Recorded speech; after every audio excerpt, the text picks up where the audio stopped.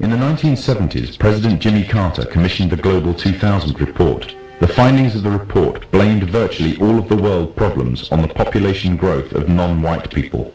The report went on as far as recommending the elimination of at least 2 billion people in third world nations off the face of the earth by the year 2000 in order to restore Western supremacy. Interestingly enough, also in the 70s, the AIDS epidemic broke out, claiming huge amounts of life in third world nations, as well as amongst the growing black and Hispanic population of America.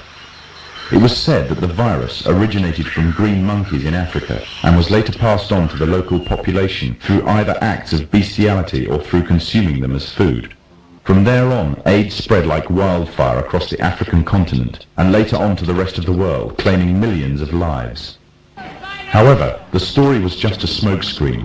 On June 2nd, 1988, the Los Angeles Times published an article refuting the idea that the human AIDS virus originated from green monkeys. It uncovered evidence that the DNA composition of AIDS was totally inconsistent with that of green monkeys. In fact, it could be proven that the AIDS virus could not be found anywhere in nature and could only have ever survived in the human biological system. If the virus did not exist anywhere in nature, the question is raised as to where exactly the virus all of a sudden stemmed from. On July the 4th, 1984, the New Delhi newspaper in India called The Patriot published an article making the first detailed charges of AIDS as being a counter-biological warfare agent. An anonymous American anthropologist was quoted, claiming that AIDS was genetically engineered at the US Army's Biological Warfare Laboratory at Fort Detrick near Frederick, Maryland. Then on October the 30th, 1985, the Soviet journal Literaturia Gazeta repeated the charges made by the Indian newspaper, making it an international controversy. All this, however, was easily passed off as a communist rhetoric by the Masonic West. However, on October the 26th, 1986, the Sunday Express became the first Western newspaper to run a front-page story confirming the findings of the Indian and Soviet newspapers entitled AIDS Made in Lab Shock. The outbreak of AIDS has been linked to vaccine programs around the world. The internationally respected London Times newspaper published an article at the front-page story on May the 11th, 1987 entitled Smallpox Vaccine Triggered AIDS. The article establishes a direct correlation between the smallpox vaccine administered by the World Health Organization to an estimated 50 to 70 million people in different Central African countries and the subsequent outbreaks of AIDS in those regions. The World Health Organization is the medical wing of the United Nations. The evidence suggests that AIDS is a genetically engineered virus spread through vaccination programs in third world countries, germ warfare against the innocent and the weak, aimed at eliminating an entire populace off the face of the earth. AIDS is nothing other than the modern-day final solution, and all of this for the purpose of installing an economic policy that would give complete global domination to the Masonic West. However, for the Freemasons' economic domination on its own is not enough. In order to have Masonic governments at the head of global union, under complete Masonic control, an economic union may suffice, but to keep it there, they would need a military union, and that union would be none other than the UN.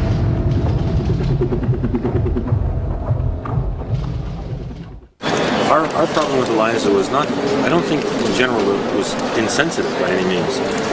There was too high false positives, so we felt we had to confirm with specific parameters. False positives you were judged by no other evidence, couldn't isolate virus.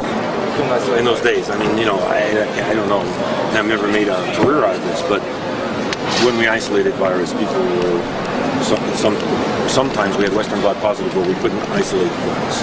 So we got worried and felt that we're getting false positives sometimes, so we added the Western blot. That's all I can say. It was an experimental tool when we added it, and for us, it worked well because we could isolate the virus when we did.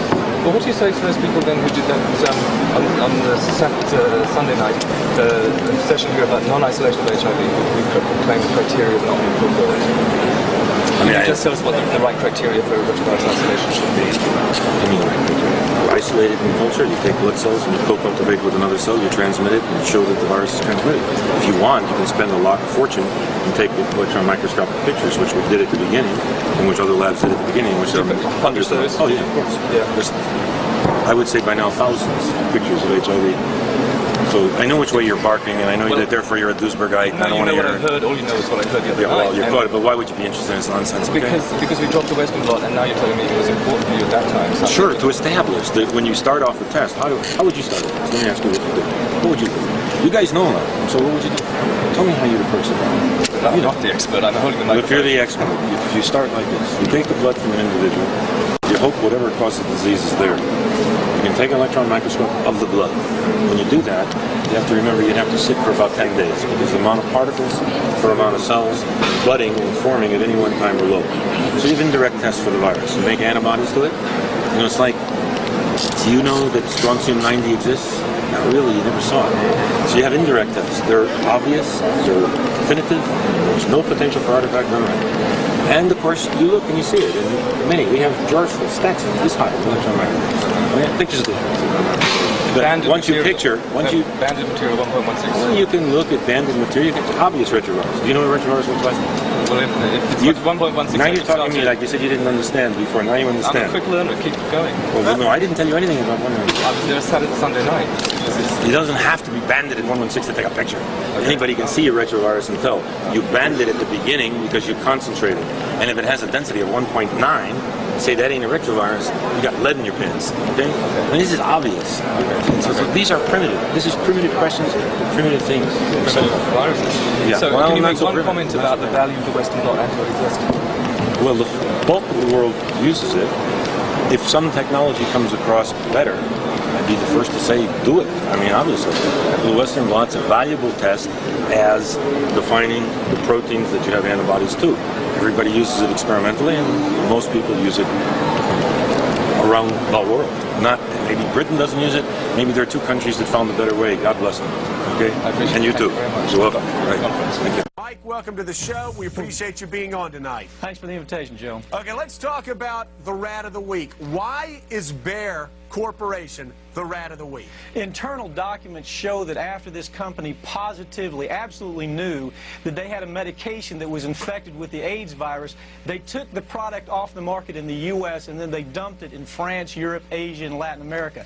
The medicine's called Factor 8. It was an injection medicine that was used for hemophiliacs, mostly children. Children had been born with an incurable disease. Hold on, Mike. So, hold on. So you're telling me that Bayer knew that this drug was infected with the AIDS virus. They yanked it from the market in America, and then they dumped it in markets overseas? They had to figure out a way, Joe, to make a profit on a product that they could not sell in America. So they made a huge profit. They dropped the product in Japan, Spain, and France. By the way, Joe, government officials in France that allowed that to happen actually had to go to prison for it. In America, not one corporate executive for this company has been indicted or even criminally investigated by our Justice Department. Why not? What, you're telling me that these people that dumped this AIDS-tainted blood in foreign countries, who killed children, have not been taken to task in the United States? It's worse than that. The U.S. government allowed it to happen. The FDA allowed this to happen.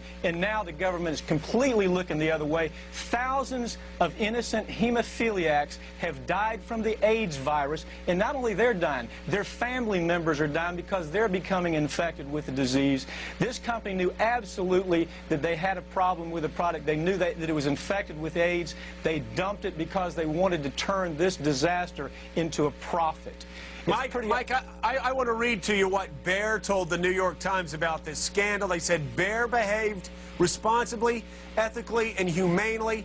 Decisions made nearly 2 decades ago were based on the best scientific information of the time and were consistent with the regulations in place. That sounds like a lot of legal mumbo-jumbo. Now, you say you have internal documents that show that they knew that this drug they were dumping was tainted with the AIDS drug? Or the AIDS virus? The documents show that there was no question that this company absolutely understood the risk, that they knew that it was contaminated. It wasn't a possibility. They knew it was contaminated. Americans were dying from the product before it was pulled off the market. The only reason it was pulled off the market is because lawyers found the documents and showed it to the government, and finally the government said, you can't sell it here, but then the government allowed them to dump it in Spain, France, and Japan. That's amazing. That's just amazing. Well, I want to read to you what the New York Times said, and this is an investigation that they also did, and they said the federal government was part of the problem while the Food and Drug Administration told the company not to ship the drugs overseas. The man responsible for the drug supply, quote, asked that the issue be quietly solved without alerting the Congress, the medical community, and the public. This is a cover-up, and our Congress is